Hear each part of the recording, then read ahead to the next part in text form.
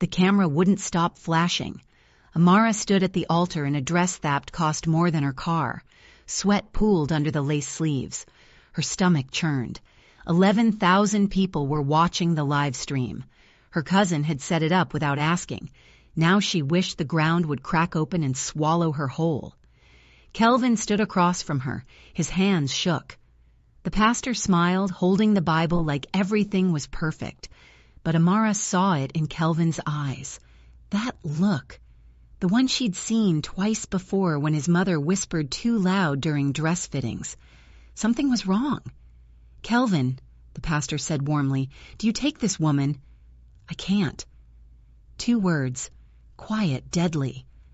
The hall went silent. Not the peaceful kind. The kind right before a car crash. Amara blinked. What? Kelvin stepped back. His shoes scraped against marble. The sound echoed. He looked at her stomach, then her face, then the cameras. His mouth opened. "I can't marry you. I'm sorry. I thought I could do this, but I can't. You're not what I expected." He gestured at her body like it was evidence in court. Someone gasped. Phones rose like weapons. Her mother screamed from the 3rd row. The room tilted. Amara grabbed the altar, but her hands shook too hard to hold on. Her chest tightened. She couldn't breathe. The flowers smelled like chemicals. The lights burned her skin. "Kelvin, what are you saying?" Her voice cracked. He wiped his forehead, looked at the crowd, then said the words that would go viral in 40 seconds. "I'd rather marry a refrigerator than marry you." Laughter. Actual laughter from someone in the back row. The live stream chat exploded. She couldn't see it, but she knew. She always knew when people were laughing at her. Kelvin's best man grabbed his shoulder. "Bro, stop talking." "No." Kelvin yanked free. "Everyone's thinking it. I'm just honest enough to say it. Look at her." Amara felt her throat close. The white roses in her hands blurred. She wanted to throw them, scream, run, but her legs wouldn't move. Kelvin turned to the pastor. "Cancel it. I'm done." Then he walked. Down the aisle. Past his mother, who covered her face. Past Amara's bridesmaids frozen in pink satin. Past 200 guests sitting like statues, phones recording everything. The doors slammed. The sound cracked through the hall like a gunshot. Amara stood there. Alone. The pastor closed the Bible slowly. Someone coughed. Her mother's sobs echoed off the walls. A baby cried. The live stream counter climbed higher.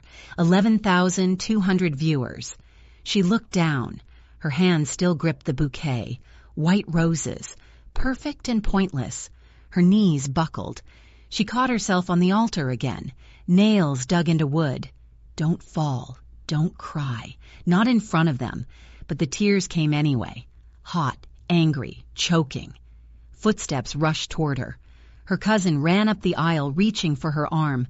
"Amara, come on, let's get you out of here before—" Enough. One word. Deep. Cold. Final. Every head snapped toward the entrance. The massive double doors opened. Sunlight poured in behind a tall shadow. The crying stopped. The whispers died. Even the baby went quiet. Amara couldn't see his face, just the silhouette, broad shoulders, expensive suit, hands in pockets like he owned the building. He walked forward, slow, deliberate. Every step echoed. The crowd parted without being asked. People stumbled over each other to move. Some bowed their heads. Others grabbed their children and backed toward the walls. Fear rolled through the room like smoke. Amara wiped her eyes. Her vision cleared. The man stepped into the light. Sharp jawline. Dark eyes that didn't blink. Black hair slicked back. A face that looked carved from stone. Beautiful in the way a blade is beautiful. Dangerous. He stopped 3 feet from her. Looked at her tears. Then turned to face the entire hall. His voice cut through the silence like glass. Who made her cry? No one answered. No one moved. Amara's heart pounded. She didn't know this man. She'd never seen him before in her life.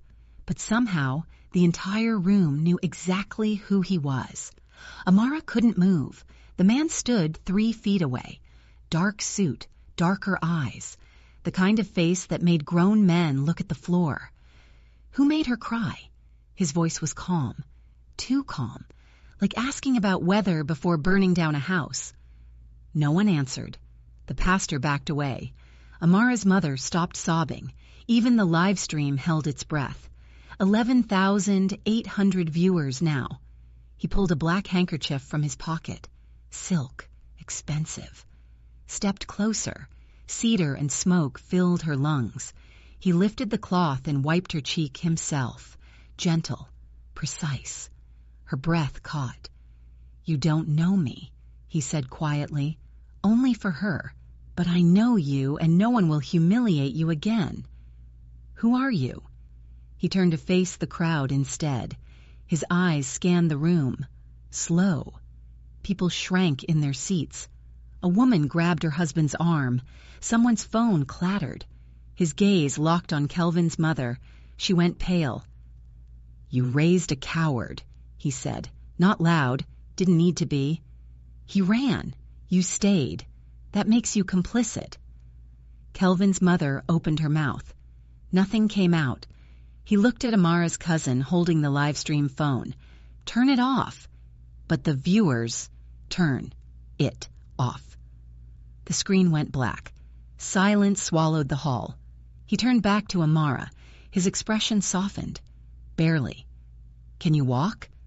She nodded, lied. Her legs felt like water. He offered his arm. She hesitated. 200 people staring. Her mother clutching the pew. Bridesmaids frozen. She took his arm. He guided her down the aisle. Slow. Steady. The crowd parted like he carried a blade. Her heel caught. She stumbled. He caught her instantly. One hand on her waist. Strong. Careful. "I've got you." They reached the doors. Sunlight. Fresh air. She gasped. A black car. Waited. Tinted windows. Engine running. A man in gray opened the back door. Bowed. Didn't look at her. "Inside," he said softly. She glanced back at the church. "My mother will be protected, I promise. I don't even know your name." He looked at her. Really looked. "June Wook, and you're Amara Jerry, daughter of Kofi Jerry, accountant, Miami resident. You take your coffee black with 2 sugars. You visit your mother every Sunday. You deserve better than what happened in there." Her blood turned cold. "How do you know all that?" "Get in the car. I'll explain everything." "That's not an answer." "I know." He gestured to the door. "But standing here makes you a target." "A target for what?" Glass shattered inside the church. Screaming. Smoke poured from the windows. People ran out, shoving each other. Her mother. She tried to run back. June Wook caught her. "She's already out." He pointed. Her mother stumbled out a side exit. Her cousin pulled them toward the parking lot. Relief flooded her chest. "What's happening?" "Someone just tried to send a message." His voice turned to ice. "They failed." He guided her into the car. The door shut. The world went quiet. Leather seats, tinted windows, engine hum. The driver pulled away. The church shrank behind them. Smoke rising. Her wedding. Her life. Gone. She looked at June Wook. He sat perfectly still. Hands folded. Calm. Too calm. "Who are you?" He met her gaze. "Someone who's been waiting a very long time to keep a promise." The car smelled like leather and secrets. Amara pressed against the door. Her dress spilled across the seat. June Wook sat beside her, close but not touching. "Where are we going?" "Somewhere safe." "That's not an answer. It's the only one I have right now." Her fists clenched. The handkerchief was still damp in her palm. "You said someone sent a message. What message?" He looked at her. Eyes darker up close. Almost black. "Your father saved my life 12 years ago. Nairobi. I was 23 and bleeding in an alley. He found me, got me to a hospital. Didn't ask questions." Her chest tightened. My father died 8 years ago. I know. So why didn't you come to the funeral? His jaw flexed. I wasn't allowed to, not yet. Not allowed by who? Silence. She wanted to scream. Why were you at my wedding? Because I've been watching you for 6 months. Her blood froze. Watching me. Protecting you. His voice was steel wrapped in velvet. There's a difference. From what? From people who want you dead. The words hung in the air like smoke. She laughed, bitter, sharp. I'm an accountant. I file taxes. Who would want me dead? People who know what your father hid. He was a school teacher. He was more than that. The car turned. Miami buildings blurred past. She recognized nothing. Where are you taking me? My home. Absolutely not. He turned to face her fully. Amara, listen carefully. Your wedding wasn't random. Kelvin's rejection wasn't spontaneous. It was staged. Staged? His family was paid to humiliate you publicly, to expose you, to make you vulnerable. Her stomach dropped. That's insane. The bomb at the church wasn't meant to kill. It was meant to scare. To confirm you're alone now. Unprotected. You're lying. I wish I was. The car stopped. She looked out. A mansion. Ocean view. Gates. Guards. This is kidnapping, she whispered.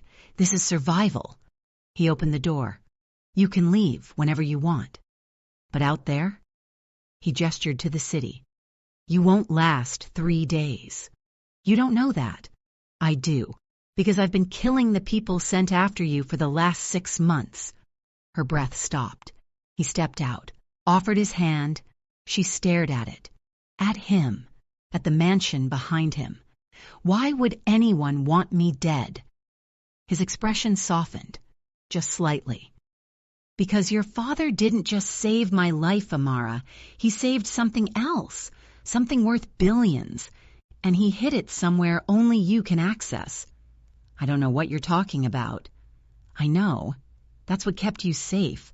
But Kelvin's family just told the world you're unprotected now. Every enemy your father ever made is watching.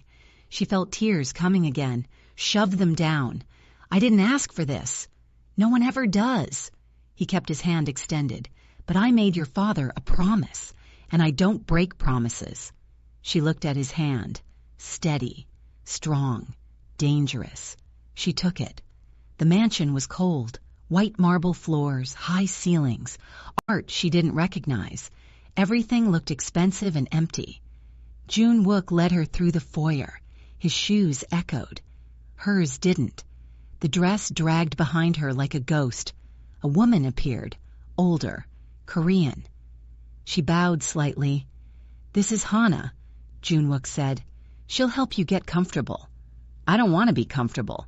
I want answers. After you change. Now. He stopped, turned, his eyes locked on hers. You've been through enough today. Change, eat, rest. Then we talk. You don't get to order me around. I'm not ordering, I'm asking. Hana stepped forward, smiled gently. Come, I have clothes, tea. You need both.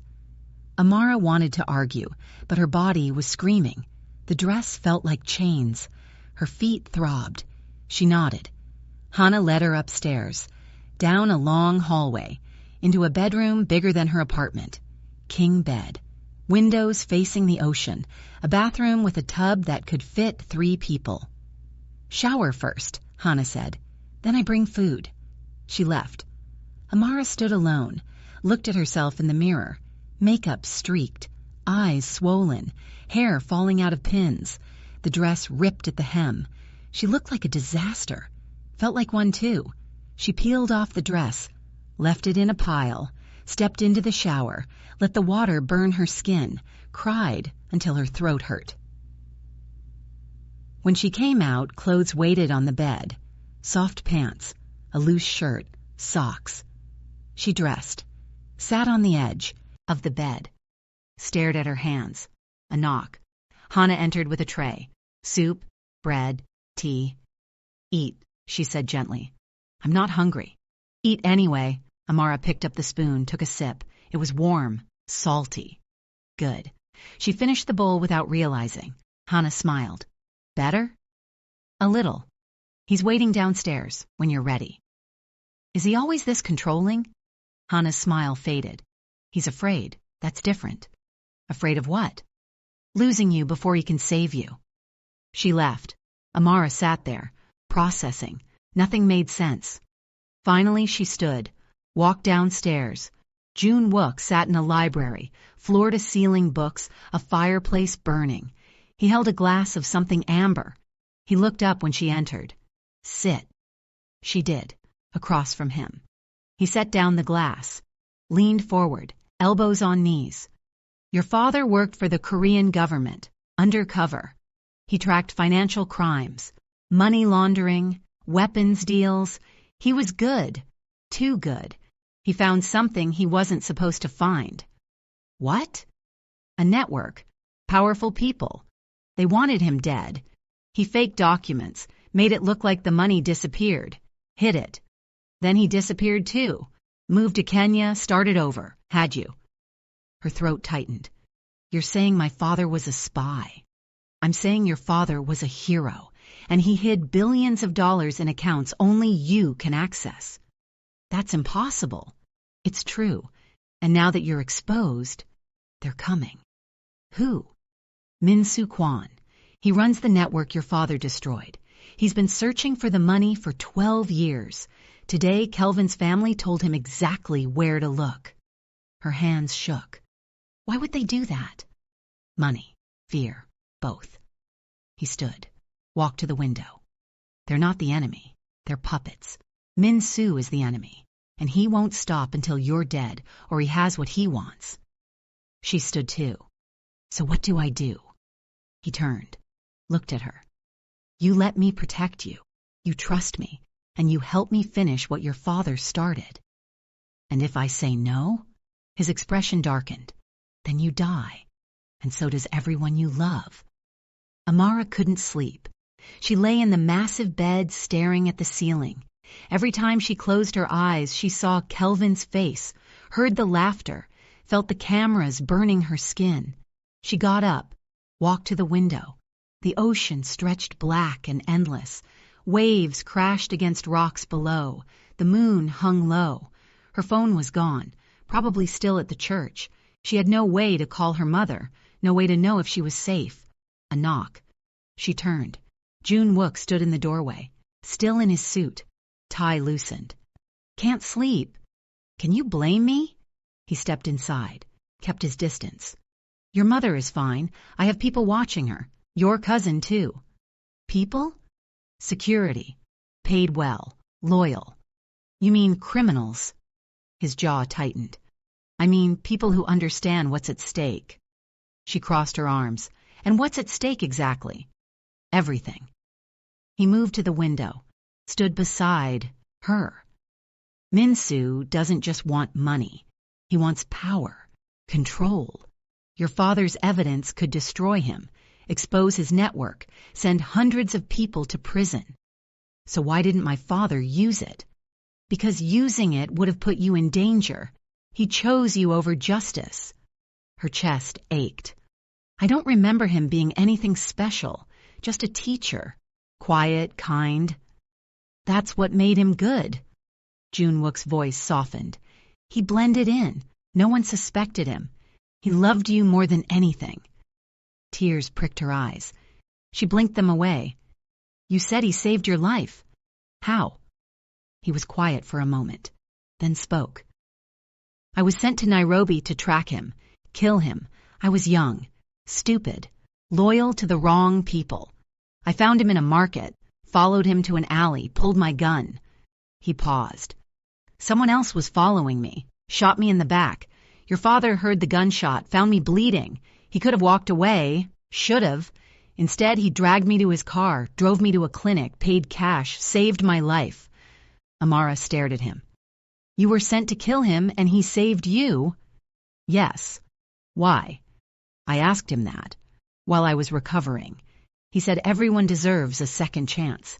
even people who don't deserve it. Her throat tightened. That sounded like her father. What happened after?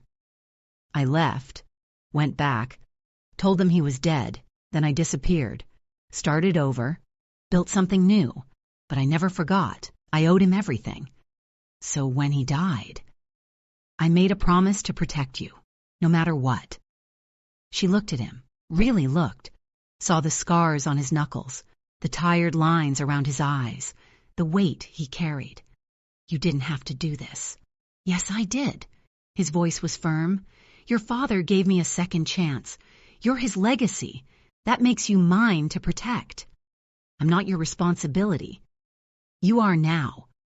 She wanted to argue, but exhaustion pulled at her bones. I don't know if I believe you. You will. He moved toward the door, stopped. Get some rest. Tomorrow we start preparing you. For what? For war. He left. She stood alone by the window. Waves crashed below. Her life had just become someone else's battlefield, and she didn't even know how to fight. Morning light burned through the windows. Amara woke up disoriented. Soft sheets, ocean sounds, wrong room.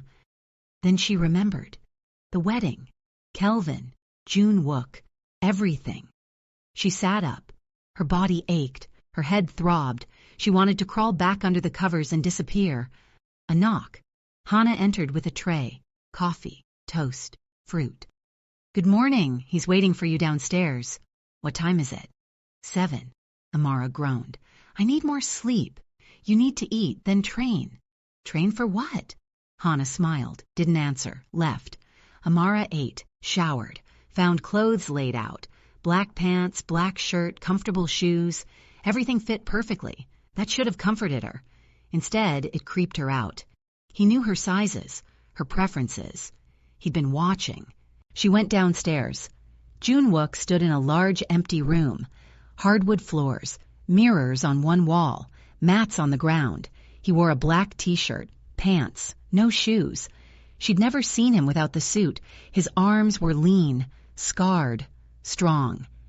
What is this? Your first lesson? In what? Survival. He gestured to the mats. Come here. She didn't move. I'm an accountant, not a fighter. You're a target now. That means you learn. I don't want to learn. I want to go home. Home isn't safe. Neither is this. His expression softened. Barely. I know you're scared, angry, confused, but standing still won't help you. Action will. She wanted to argue, but he was right. She felt useless, helpless. She stepped onto the mat. Good, now watch. He moved, fast, showed her how to stand, where to put her weight, how to block, how to strike. She copied him, awkward, clumsy. Again, he said. She tried, failed. Again. She tried, failed. Again. Her frustration exploded. I can't do this. You can, you're just afraid. Of course I'm afraid. My life just fell apart. Then use it. His voice was calm, steady.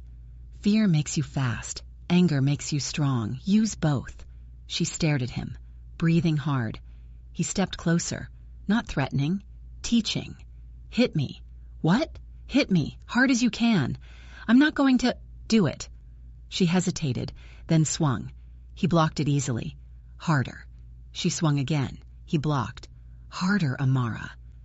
She thought about Kelvin, the laughter, the cameras, the humiliation. She swung. This time it connected. Her fist hit his shoulder. Not hard, but real. He smiled. Better. She felt something shift. Small, fragile, but there. Control. They trained for an hour. She learned basic blocks, basic strikes. Nothing fancy, just enough to buy time. By the end, she was sweating, exhausted. Her hands hurt, but she felt stronger. June Wook handed her water. You did well. I barely hit you. You tried, that's what matters. She drank, caught her breath. Why are you doing this? Doing what? All of it. Training me, protecting me. You don't owe me anything. He looked at her, really looked. Your father gave me a life when I deserved death. You're his daughter. That means I owe you everything. That's not how debt works. It is for me. She wanted to push, ask more, but exhaustion pulled at her. Can I call my mother? Not yet, too risky. She'll think I'm dead. She'll think you're safe. I sent word. Through who? People she trusts. Amara wanted to scream, but she was too tired. How long do I have to stay here? He was quiet, then spoke, until Minsu is dead, or we are. 3 days passed. Amara trained every morning, 8 meals with Hana, avoided June Wook when she could. The mansion felt like a beautiful cage. She spent afternoons on the balcony staring at the ocean, wondering if her mother was okay, if anyone was looking for her. On the 4th day, June Wook found her there. We need to talk. She didn't look at him. About what? Your father's files. That got her attention. He led her to an office, dark wood desk, computers, filing cabinets. He opened a drawer, pulled out a thick folder, set it on the desk. Open it. She did. Photos, documents, emails, all in Korean and English, her father's name on half of them. What is this? Proof. Your father tracked Minsu's operation for 3 years. Money laundering through 17 countries, weapons deals, human trafficking. He documented everything. Her stomach turned. Human trafficking? Yes, girls, mostly from Southeast Asia. Forced labor, worse. She felt sick. And my father knew. He was building a case, trying to stop it, but he ran out of time. She flipped through the photos. Faces, locations, numbers. Then she saw it. A photo of herself, outside her apartment, dated 6 months ago. Her blood went cold. Why is there a picture of me? June Wook's jaw tightened. Because Minsu's people found you. They've been watching, waiting. For what? For you to lead them to the money. Your father hid access codes, account numbers. Only you can unlock them. I don't know any codes. You do, you just don't know it yet. She stared at him. That makes no sense. He pulled out another document, a letter, her father's handwriting. Read it. Her hands shook. She read, My dear Amara, if you're reading this, I'm gone. I'm sorry. I wanted to tell you everything, but telling you would have made you a target. I hid something important, something that can save lives. The key is in your memories, the stories I told you, the songs we sang, the places we went. You already have everything you need. You just have to remember. I love you. Always. Your father. Tears blurred her vision. I don't understand. Your father encoded information in your childhood, memories, moments. He trained you without you knowing. That's insane. It's brilliant. June Wook leaned against the desk. Minsu knows this. That's why he had Kelvin's family humiliate you, to isolate you, make you vulnerable, force you to surface. So the wedding was a trap. Her chest tightened. Kelvin knew? His family did. He was just the tool. Rage burned through her. They used him, used me. Yes. She stood, paced, tried to breathe. What happens now? Now we figure out what your father hid in your head, and we use it to destroy Minsu before he destroys you. She stopped, looked at him. How do we do that? We start with your memories, everything your father taught you, every story, every song, every trip. We dig until we find it. And if we don't? His expression darkened. Then Minsu wins, and everyone your father tried to save dies. She felt the weight of it, crushing, impossible. But she thought about the girls in the photos, the faces, the fear. She thought about her father, his secrets, his sacrifice. She took a breath. Where do we start? June Wook smiled, small, proud. We start with the lullaby. They worked for hours. June Wook sat across from her with a notebook, pen ready. Tell me everything your father taught you. Songs, stories, anything repeated. Amara closed her eyes, tried to remember. He used to sing to me every night a Kenyan lullaby about the moon and stars. Sing it. What? Sing it. I need to hear the words. She felt ridiculous, but she sang. Quietly. The melody came back like muscle memory. June Wook wrote furiously. Again, slower. She sang again. He stopped, pointed at a phrase. This word, what does it mean? Moonlight, I think, or silver. In Swahili? Yes. He pulled up a file on his laptop, typed, his eyes widened. What? She asked. Silver Moon.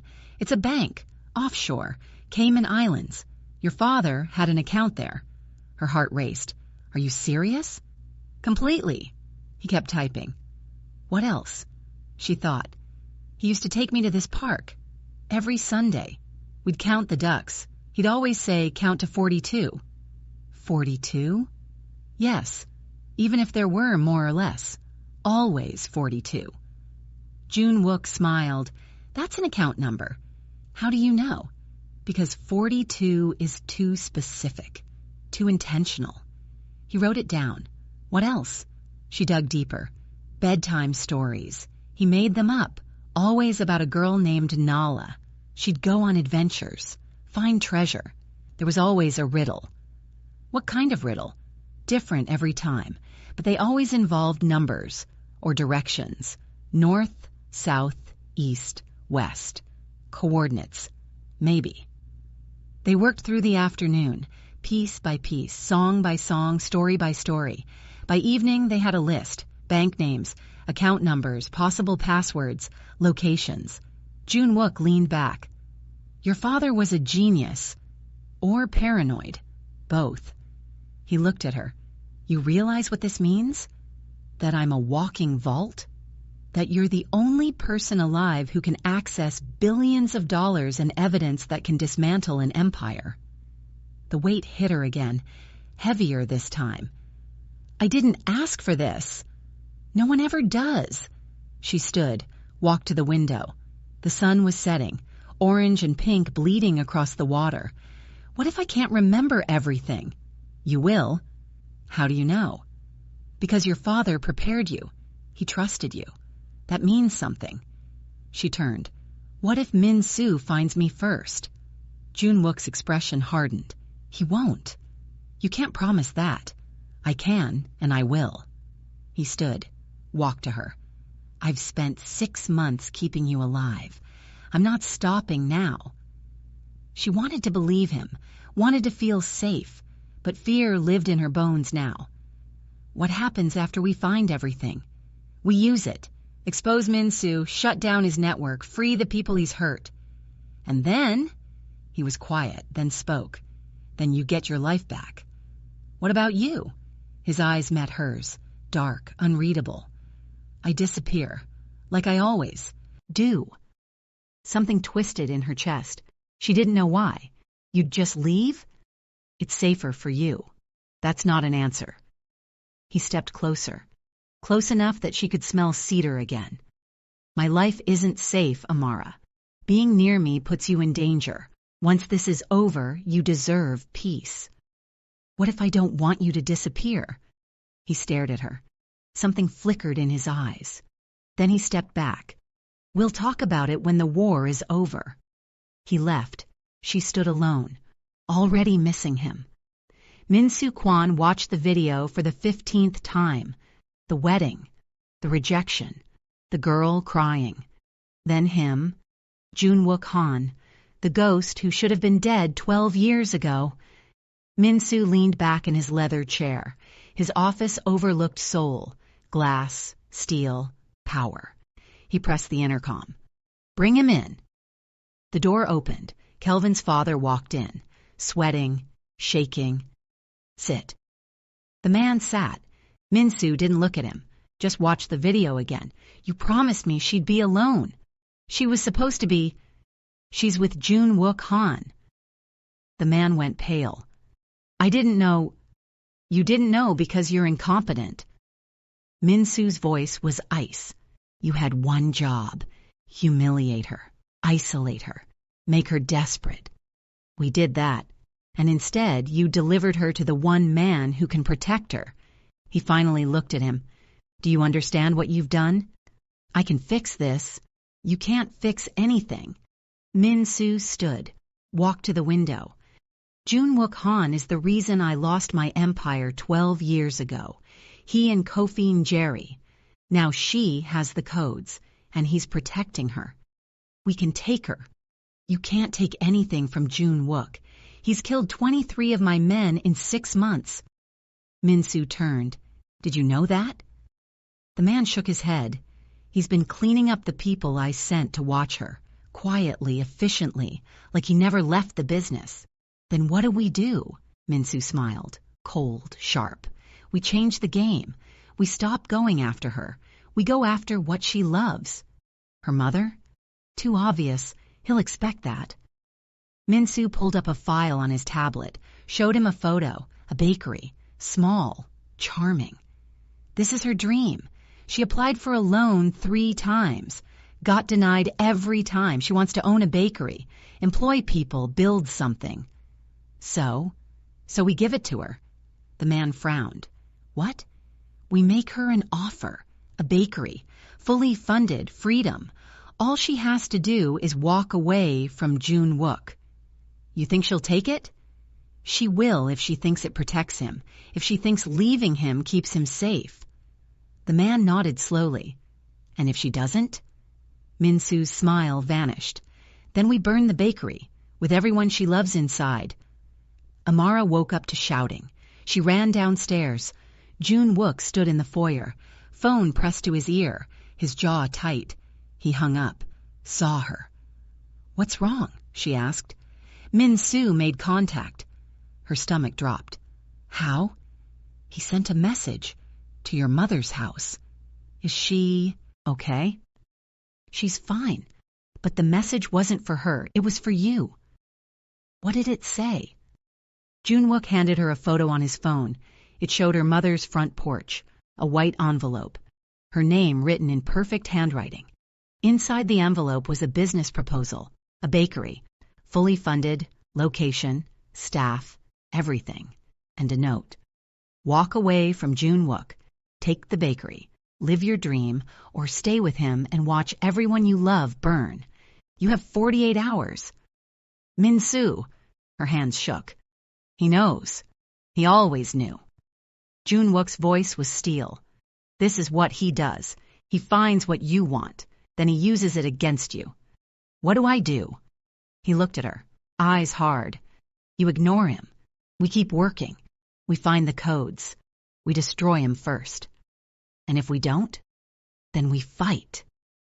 She stared at the message, at the bakery photos, at everything she'd ever wanted. Then she thought about the girls in the files, the trafficking, the suffering. She handed him the phone. "We destroy him." The charity event was Jun-wook's idea. "We need to draw Min-soo out, make him think you're vulnerable." Amara hated it, but agreed. Han addressed her. A black gown, simple, elegant, hair up, minimal jewelry. She looked in the mirror, barely recognized herself. Jun-wook waited downstairs, black suit, white shirt, no tie. He looked at her. Something flickered in his eyes. "You look beautiful." Heat rushed to her face. "Thanks." The car ride was silent, tense. The event was at a hotel ballroom, rich people, expensive drinks, fake smiles. Jun-wook kept his hand on her lower back, guiding her, protecting her. People stared, whispered, recognized him. They avoided eye contact. Amara grabbed champagne, drank too fast. Her nerves were shot. "Slow down," Jun-wook murmured. "I hate this." "I know, just a little longer." A woman approached, mid-40s, designer dress, sharp eyes. "Jun-wook, I didn't expect to see you here." "Mrs. Chen." He nodded politely. The woman looked at Amara, smiled. It didn't reach her eyes. "And who is this?" "Amara, my guest." Mrs. Chen's gaze traveled down, slowly, deliberately. "How brave of you to wear something so form-fitting." Amara's stomach twisted.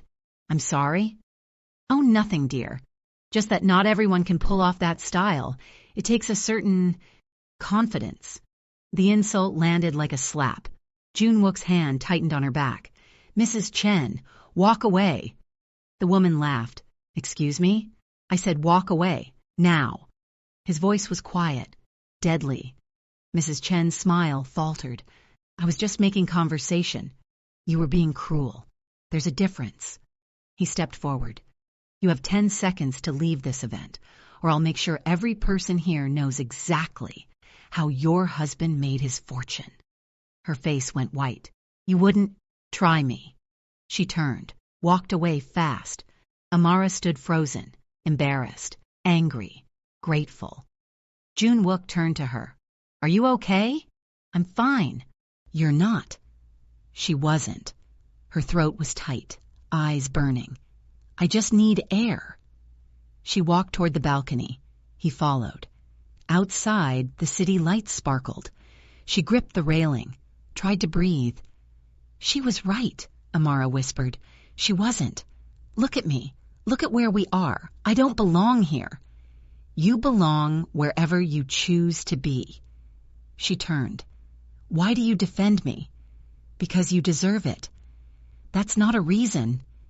He stepped closer. His eyes locked on hers. Because when I look at you, I don't see what they see. I see someone strong, someone kind, someone who survived humiliation and still chose to fight. Her breath caught. You barely know me. I know enough. His voice softened. I know you take your coffee black because you don't want to waste time with cream. I know you call your mother every Sunday, even when you're exhausted. I know you cry in the shower so no one hears. I know you're terrified, but you show up anyway. Tears slipped down her cheeks. How do you know all that? Because I've been watching, protecting, waiting. He wiped her tears. And I'll keep doing it until you're safe. She looked at him, really looked, saw the scars, the exhaustion, the devotion. What if I don't want protection anymore? What do you want? She didn't have an answer, so she did something terrifying. She kissed him. Amara pulled back first. Her heart pounded, lips tingling. She stared at Junwook. His eyes were dark, surprised, wanting. I'm sorry, she whispered. I shouldn't have. He kissed her back, deeper, slower. His hand cupped her face, gentle but certain. When he pulled away, her knees felt weak. Don't apologize, he said quietly. Not for that. She couldn't speak, couldn't think. He stepped back, ran a hand through his hair. For the first time since she met him, he looked unsure. We should go. Why? Because if we stay here, I won't be able to stop. Heat rushed through her. Maybe I don't want you to stop. His jaw tightened. Amara. What? You deserve better than this. Better than me. That's not your choice to make. He looked at her. Really looked, like he was trying to memorize her face. I've done terrible things. Hurt people, killed people. You don't know what I am. Then tell me. Silence. He walked to the railing, gripped it, knuckles white. I was 15 when they recruited me. Orphan, hungry, angry. They gave me food, purpose, made me feel important. He paused, taught me to kill. Her chest tightened. My first job was eliminating a target in Seoul, a businessman. They said he was corrupt, dangerous. I believed them. His voice cracked slightly. He was someone's father, someone's husband, and I took him away. Junwook. I did that for 8 years, 43 jobs, 43 people. Some deserved it, most didn't. He turned. Then your father saved me, and I realized I'd been a weapon, not a person. Tears burned her eyes. That's why you disappeared. That's why I tried to, but you can't erase blood. It follows you, stains everything. She walked to him, stood close. You're not that person anymore. Yes, I am. I killed 6 people in the last 6 months protecting you. People who wanted to hurt me. That doesn't make it clean. She took his hand. He tried to pull away. She held tighter. My father saved you because he saw something worth saving. I see it too. You shouldn't. Too late. He looked at their hands, then at her face. I don't know how to do this. Do what? Care about someone, without destroying them. Her throat tightened. You're not destroying me. You're protecting me. What if I can't protect you forever?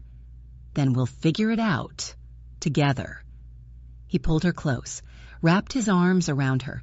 She pressed her face to his chest, heard his heartbeat. Fast. Real. I'm afraid, he whispered. Of what? Of losing you. Of failing.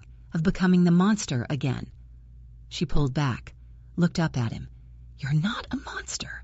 Monsters don't feel fear. They don't protect people. They don't cry in the shower thinking no one hears. He froze. How did you... Hannah told me. You're not the only one who watches. Something broke in his expression. Soft.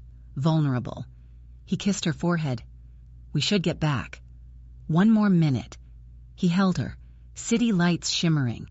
Night air cool. For 1 minute there was no Min Soo. No codes. No war. Just them. Then his phone buzzed. He checked it. His expression hardened. What's wrong? Min Soo moved. He's in Miami. Her blood went cold. When? 2 hours ago. He's coming for me. No. Junwook's voice turned to steel. He's coming for us. But we'll be ready. They didn't sleep. Back at the mansion, Junwook assembled his team.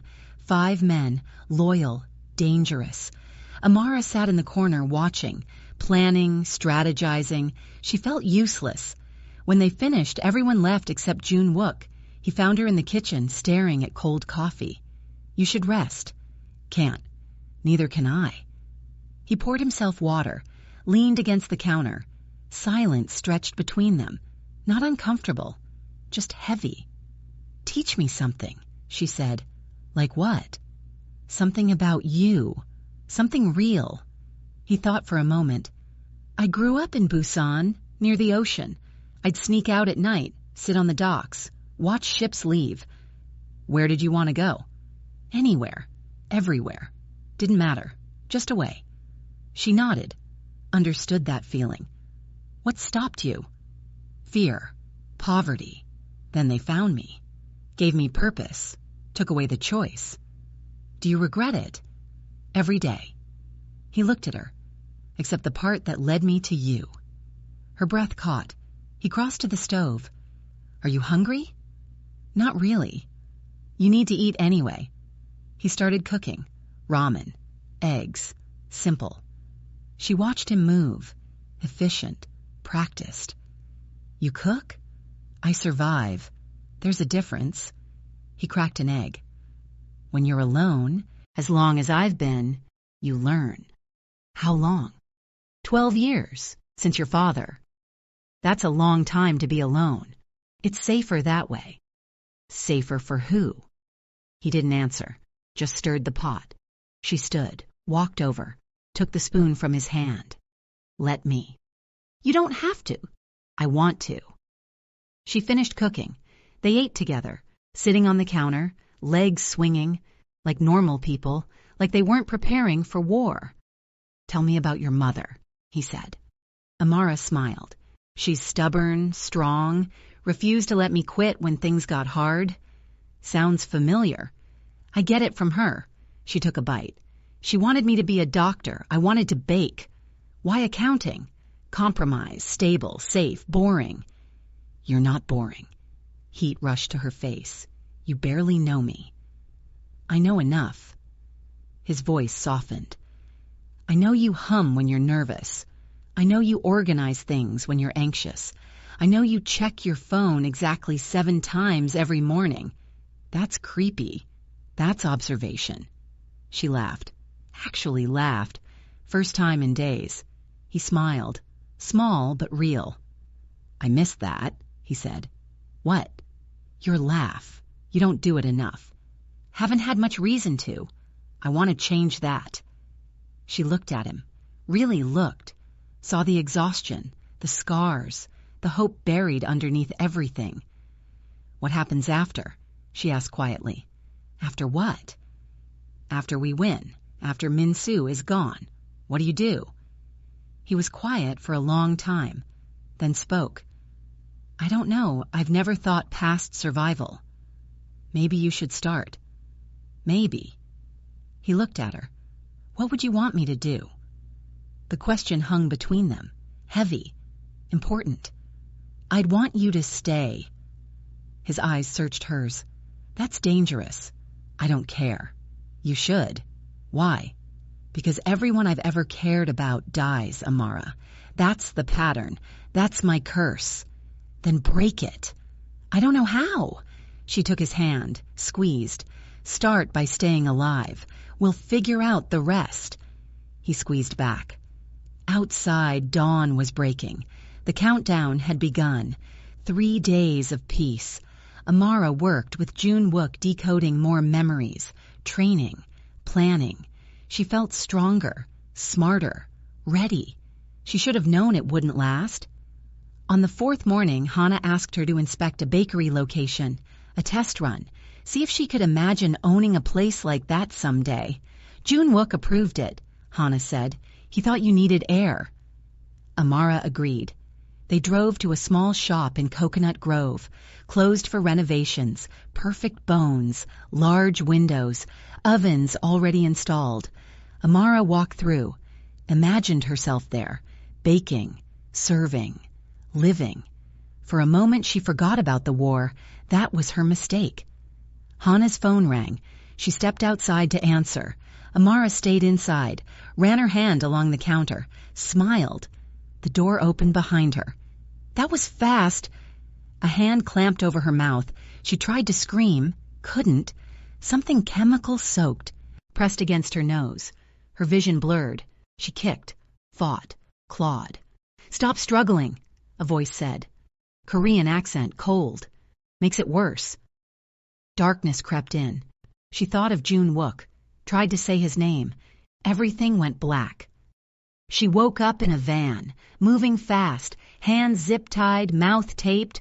3 men, all Korean, all armed. Panic exploded in her chest. She thrashed. One man grabbed her shoulder. "Settle down, we're not going to hurt you. Yet." She tried to scream through the tape. Useless. The van turned sharply. She slammed against the wall. Pain shot through her shoulder. Her training kicked in. June Wook's voice in her head. Stay calm.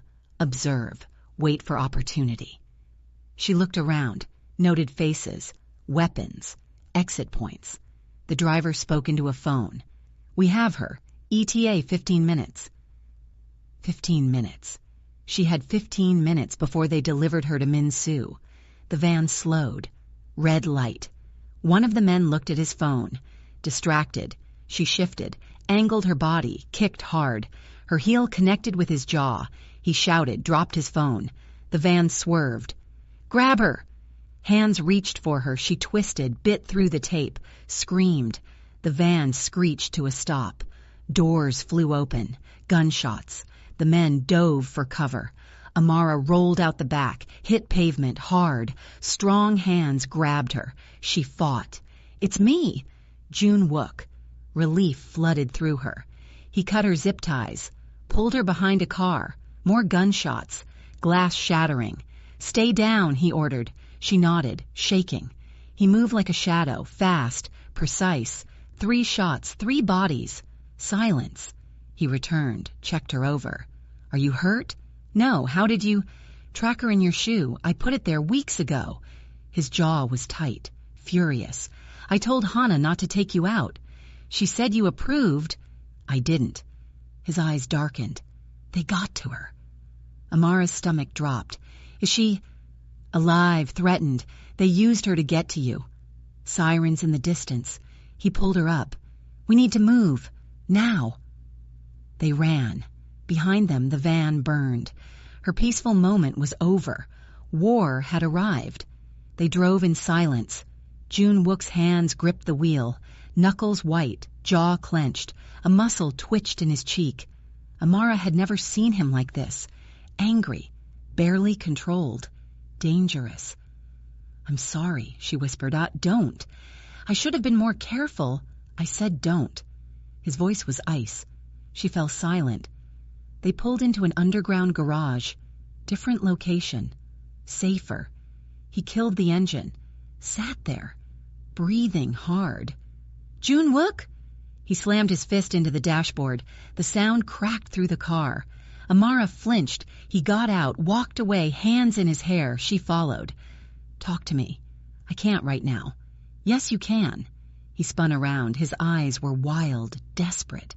"You almost died, Amara, again, because I wasn't fast enough, smart enough, good enough." "That's not true." "It is true," he shouted, then lowered his voice, shaking. "I've been doing this for 12 years, protecting people, and they still die. They always die." Her chest tightened. "I'm not dead. Not yet." He turned away. "But you will be, if you stay with me. That's what I do. I destroy everything I touch." She walked to him, put her hand on his arm. He jerked away. "Don't touch me." "Why?" "Because I don't deserve it." His voice cracked. "Do you know what I did to those men? I didn't just kill them. I made them suffer. I wanted them to hurt. For touching you, for scaring you." Tears filled her eyes. "June Wook." "The monster came back, Amara. I felt it, enjoyed it. That's who I really am." She stepped in front of him, forced him to look at her. "You saved me." "I slaughtered them. They were going to kill me, torture me, deliver me to Min Su. You stopped that by becoming the thing I swore I'd never be again." She grabbed his face, made him focus. "Listen to me. You are not a monster. Monsters don't feel regret. They don't protect people. They don't break down because they're afraid of failing someone they care about." His breath hitched. "I'm so tired." "I know. I don't know how much longer I can do this." "Then let me help. You're not alone anymore." He looked at her, eyes red, exhausted, broken. "I'm afraid of what I'll become if I lose you." "You won't lose me." "You don't know that." "No, but I know this." She pulled him close, wrapped her arms around him. "You're not fighting alone anymore. Whatever comes next, we face it together." He collapsed into her, arms around her waist, face buried in her shoulder, and he cried, quietly, painfully. She held him, ran her fingers through his hair, let him break, because strong people needed permission to fall apart sometimes, and she would be there to catch him, just like he caught her. "I'm sorry," he whispered. "For what?" "For being weak. This isn't weakness. This is human." He pulled back, wiped his eyes, looked embarrassed. She smiled gently. "Better?" "A little." He touched her face. "Thank you." "For what?" "For not running. For staying. For seeing me and not being afraid." "I am afraid. Of me? Of losing you." He kissed her, soft, desperate, grateful. "You won't," he promised. "Promise?" "I promise." Morning came too soon. Amara woke up on a couch, June Wook's jacket draped over her. He sat across the room, watching, awake. "Did you sleep?" she asked. "No." "You should. I need to tell you something."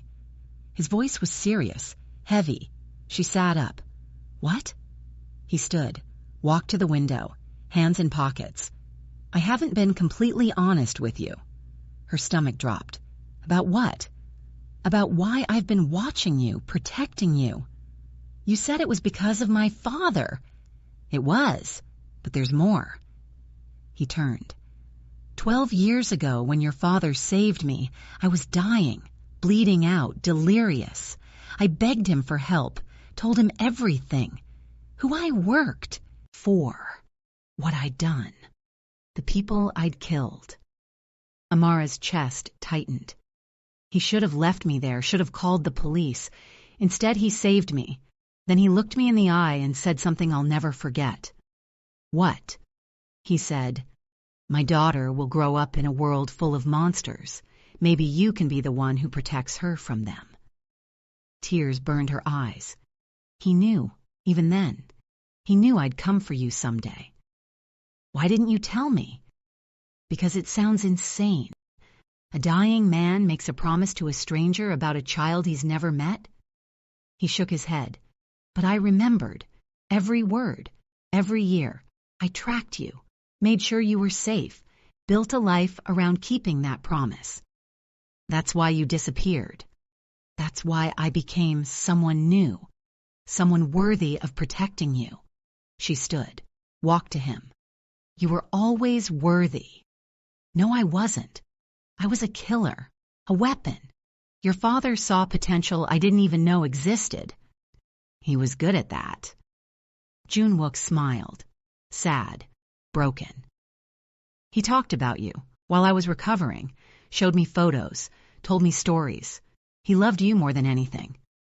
Her throat closed. I miss him. I know. He touched her face. That's why I can't fail him. Can't fail you. This isn't just about keeping a promise anymore. Then what is it about? He looked at her, eyes dark, honest, terrified.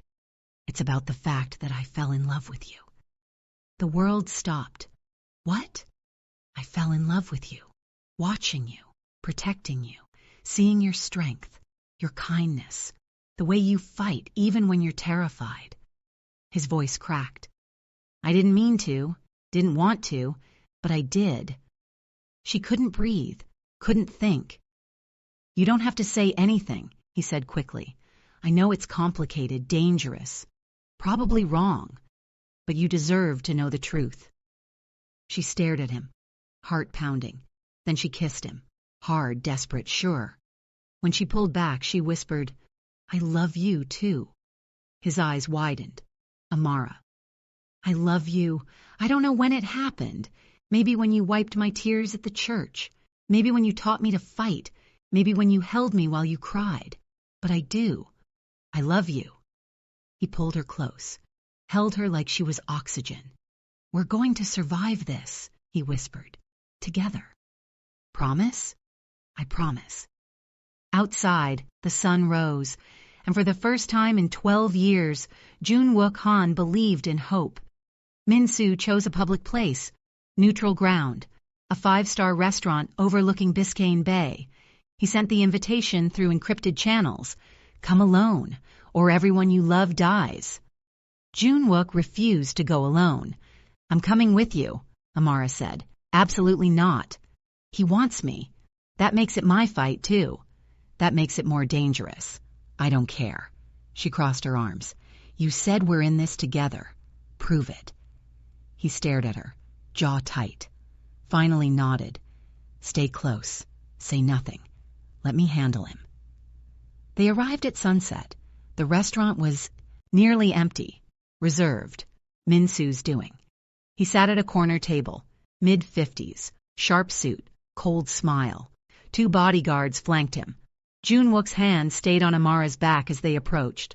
Min-soo stood, extended his hand. Junwook didn't take it. Sit, Min-soo said, not a request. They sat. Min-soo's eyes traveled over Amara, slowly, deliberately, like she was livestock. So this is Kofi's daughter. His English was perfect, accented. I expected someone smaller. Amara's stomach twisted. Junwook's hand clenched under the table. Let's skip the games, Junwook said. What do you want? What I've always wanted. The accounts, the codes, the evidence. You're not getting them. Then people die. Min-soo sipped his wine. Starting with her mother. Amara's breath caught. Touch her mother, and I'll burn everything you've built. Junwook said quietly. Every business, every ally, every safe house. I know where they all are. Min-soo smiled. I believe you. That's why I'm offering a deal. No deal. Hear me out. He leaned forward. Give me the codes. Walk away. I'll leave her alive. You both disappear. Start over. I hear Patagonia is lovely this time of year. And the people you're trafficking? Not your problem anymore. Junwook's expression darkened. No. Min-soo's smile faded. He looked at Amara. You know what's interesting? Kelvin was right. You really are unmarriageable. The words hit like a slap. I mean, look at you. June Wook could have anyone, models, actresses, women who take care of themselves. Instead, he's wasting his time on... June Wook moved. Fast. Brutal. He grabbed Min-Soo's wine glass, slammed it down. Wine splattered across the table. The bodyguards reached for weapons. June Wook didn't move, just stared. Say one more word about her, June Wook whispered. Ice and murder. Test me. Min-Soo's smile returned, but his eyes were furious. Touchy. Her body is perfect. June Wook's voice cut through the room. Her heart is gold. Her mind is sharper than anyone in this restaurant. You're nothing. A parasite. A coward who hides behind money and threats because you're too weak to fight your own battles. Silence. Min-Soo's face went red. You'll regret that.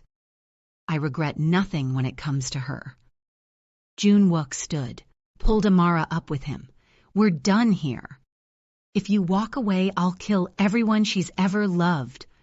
June Wook turned, leaned close, whispered something in Korean. Min-Soo went pale. They walked out. In the car, Amara was shaking. What did you say to him? June Wook's jaw was tight. I told him I'd cut out his heart and mail it to his mother if he ever spoke about you again.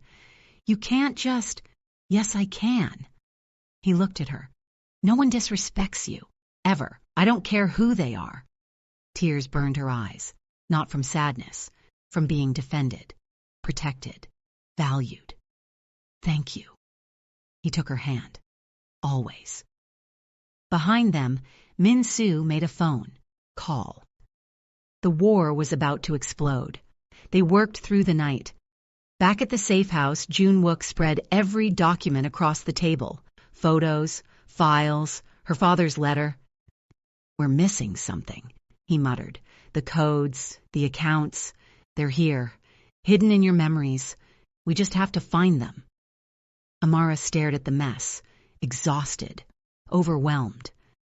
Maybe my father was wrong. Maybe I don't have the answers. You do. I know you do. How? He pointed at the letter. He said the key is in your memories, stories, songs, places. We've found some, but not all. She closed her eyes, tried to remember. Bedtime stories, Sunday trips, the park, the ducks. Then something clicked. Wait, what? The stories. About Nala. She wasn't just going on adventures, she was following a map. June Wook straightened. What kind of map? I don't know, but every story had directions. North to the mountain, east to the river, south to the cave.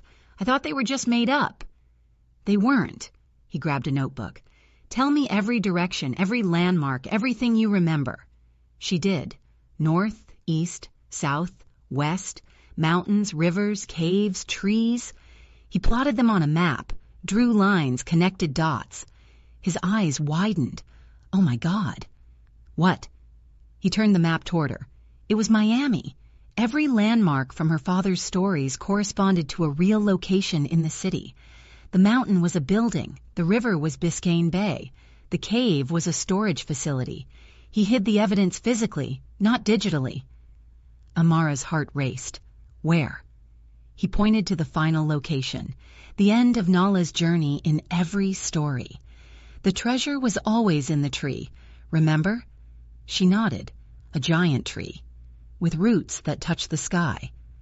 He pulled up a satellite image, zoomed in on Bayfront Park, a massive banyan tree, iconic, ancient. That's it, he whispered. That's where he hid everything. How do you know? Because your father loved symbols. The tree represents life, growth, protection. It's perfect. She stared at the image. So we just dig it up? No, too obvious. He wouldn't bury it. He'd hide it inside, in a hollow, a root system, somewhere only someone looking would find. We need to go there. At night. Too exposed during the day. What if Min-Soo figures it out first? He won't. He doesn't have you. June Wook cupped her face. You're the key, Amara. Not just to the codes. to everything. Your father built this entire puzzle around you because he knew you'd be the only one smart enough and brave enough to solve it. Tears slipped down her cheeks. I'm not that brave. Yes, you are. You've survived everything. The wedding, the kidnapping, Min Soo. Me? He smiled. You're the strongest person I've ever met. She kissed him. Hard. Desperate. We're going to end this, she whispered. Tonight, he promised. That night, they drove to Bayfront Park. Dark. Quiet. The tree loomed like a giant. They approached. Carefully, June Wook scanned for surveillance. Found none. Start looking. Amara ran her hands along the trunk, searching, feeling. Then she found it. A hollow. Hidden behind roots. Inside, a waterproof case. She pulled it out, hands shaking, opened it. USB drives, documents, photos, account numbers, passwords, everything. We have it, she breathed. June Wook checked the contents. His expression turned grim. This is worse than I thought. How? It's not just Min Soo, it's dozens of people. Politicians, businessmen, law enforcement. Your father documented an entire network. Can we use it? We can destroy them all. She looked at him. Then let's do it. Behind them, a voice. I don't think so. They turned. Min Soo stepped out of the shadows with 20 armed men. June Wook moved instantly, shoved Amara behind the tree, drew his gun. Run, he shouted. I'm not leaving you. Run! Gunfire exploded. Amara dove. Bark shattered above her head. She crawled behind roots. June Wook fired back. Precise. Deadly. 3 men dropped. But there were too many. Min Soo stood back, watching, smiling. You can't win this, June Wook. Just give me the case. Never. More gunfire. Amara's heart pounded. She clutched the case, looked around desperately. Her phone. She pulled it out, hands shaking, called 911. Shots fired, Bayfront Park, multiple armed men, send everyone. She hung up. Sirens in the distance, faint but coming. Min Soo heard them too. His smile faded. Kill them both. Now. The men rushed forward. June Wook was out of bullets. He grabbed a branch, swung, connected with someone's jaw, fought like an animal, brutal, desperate. 2 men tackled him. No, Amara screamed. She ran out, stupid, reckless, grabbed a rock, threw it, hit one man in the head. He turned, raised his gun. June Wook broke free, threw himself between them. The shot rang out. June Wook stumbled. Blood bloomed across his shoulder. No. Amara caught him. He gritted his teeth. I'm fine, go. I'm not leaving you. The sirens got louder. Min Soo cursed. Forget them. Get the case. A man lunged for Amara. She swung the case, hit him, hard. He fell. She grabbed June Wook, dragged him behind the tree. Stay with me, she begged. Always, he breathed. Police lights flooded the park. Police! Drop your weapons! Min Soo's men scattered, running. Some surrendered. Min Soo backed away, furious, defeated. This isn't over. Yes, it is, Amara shouted back. She held up the case. I have everything, every name, every crime. You're done. His face twisted. Rage, panic. He ran. Police swarmed the park. Amara held June Wook, tears streaming. You're okay. You're going to be okay. I know. He smiled weakly. Because you're here. Paramedics arrived, loaded him onto a stretcher. She climbed in the ambulance with him, held his hand the entire way. At the hospital, they stitched him up. The bullet went through. Missed everything vital. He'd survive. Amara sat beside his bed, exhausted, relieved, traumatized. We did it, she whispered. You did it, he corrected. You called the police. You fought back. You saved us. We saved each other. He squeezed her hand. A detective entered, took the case, promised protection.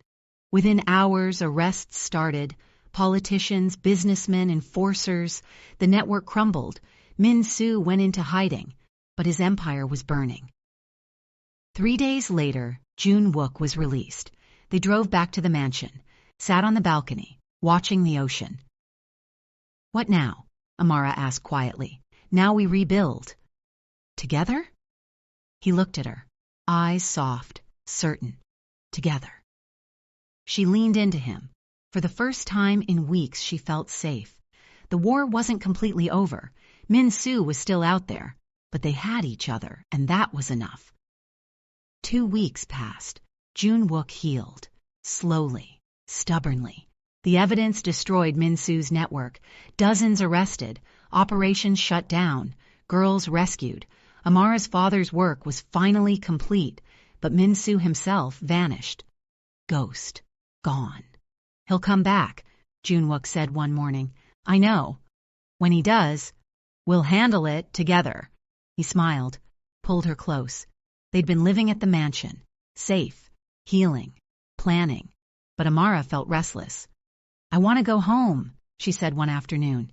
"It's not safe yet. I don't care. I need to see my mother, my apartment, my life." He was quiet, then nodded. "Okay, but I'm coming with you." They drove to her apartment, small, cluttered, familiar. Her mother was waiting. She ran out, grabbed Amara, sobbed. "I thought I lost you." "I'm okay, Mama, I'm okay." Her mother pulled back, looked at Jun Wook. "Is this him? The man from the wedding?" "Yes." Her mother studied him, long, hard, then hugged him. "Thank you for keeping her safe."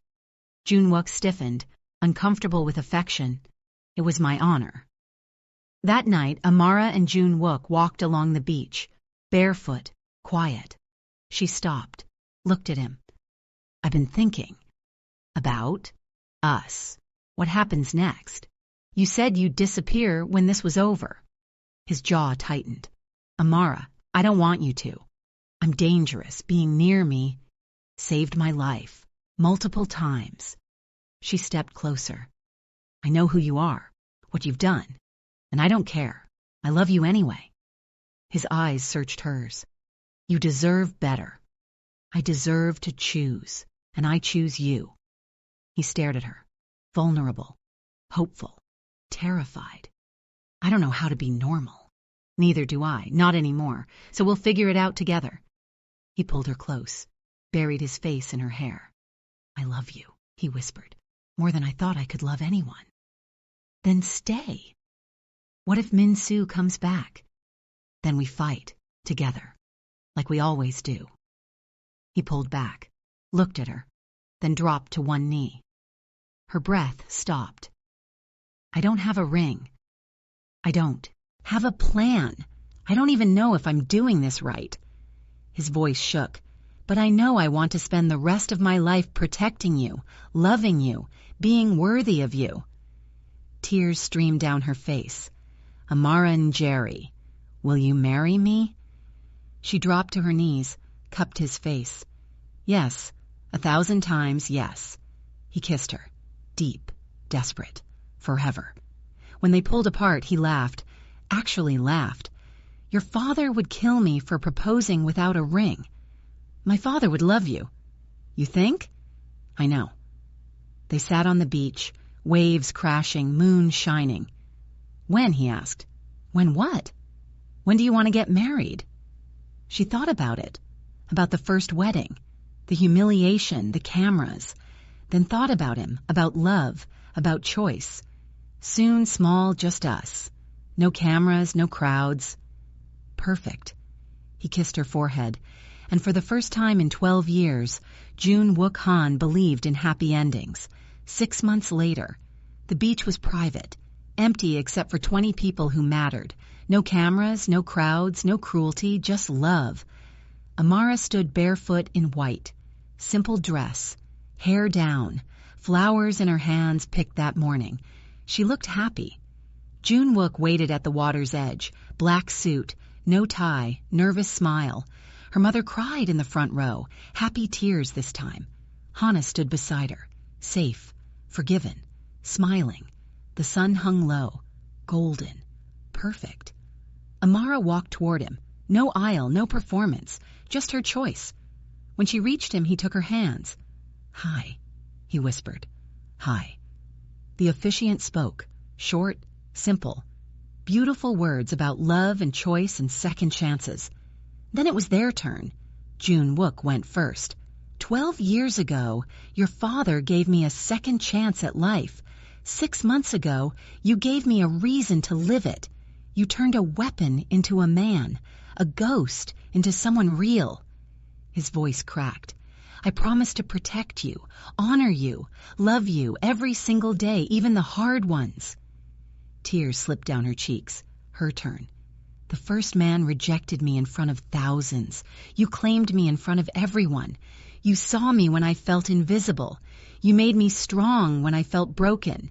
You chose me when the world said I was unchosen. She squeezed his hands. I promise to stand with you, fight beside you, love you exactly as you are. Monster, hero, human, all of it. He smiled through tears. The officiant grinned. I now pronounce you husband and wife.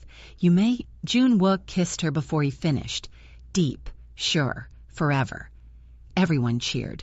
Her mother sobbed loudly. When they pulled apart, June Wook whispered, Mrs. Han. Mr. and Jerry Han, she corrected. We're hyphenating. He laughed. Actually laughed. Deal. The reception was on the beach. String lights, music, food. They danced. Badly, perfectly. Her mother hugged June Wook. You better take care of my daughter. With my life, he promised. Good, because I know where you live. He smiled. Yes, ma'am. Later, Amara stood at the water's edge, alone, watching waves. June Wook found her. Escaping already? Never. She turned. Just thinking. About? How different this is from before. He wrapped his arms around her from behind. The first wedding was about performance. This one is about truth. I like truth better. Me too. She leaned back into him. What happens now? Now we live. He kissed her temple. The bakery opens next month. Your dream, fully funded, fully yours. She gasped, turned. What? He smiled. I bought the building. It's your wedding gift. June Wook. You deserve your dream, and I get to watch you live it. She kissed him, hard, grateful, in love. What about Min Soo? Intelligence says he's in Singapore, broken, powerless. He'll never touch you again. You're sure? I'm sure. He held her tighter. And if I'm wrong, we'll handle it. Together. She smiled. Together. They stood there. Waves crashing, stars appearing. Are you happy? He asked quietly. Yes. She turned in his arms. Are you? He looked at her. Really looked. Saw his wife, his future, his redemption. For the first time in my life, yes. She kissed him under the stars. And somewhere above, Kofi and Jerry smiled. His daughter was safe. His promise was kept. His legacy was love. If this story pulled something inside you, pause for a second. Hit like so more people can find it. Subscribe if you want more Korean Mafia love stories that break you and heal you at the same time. And go to the comments. Tell me the moment that hit you the hardest. I'm listening.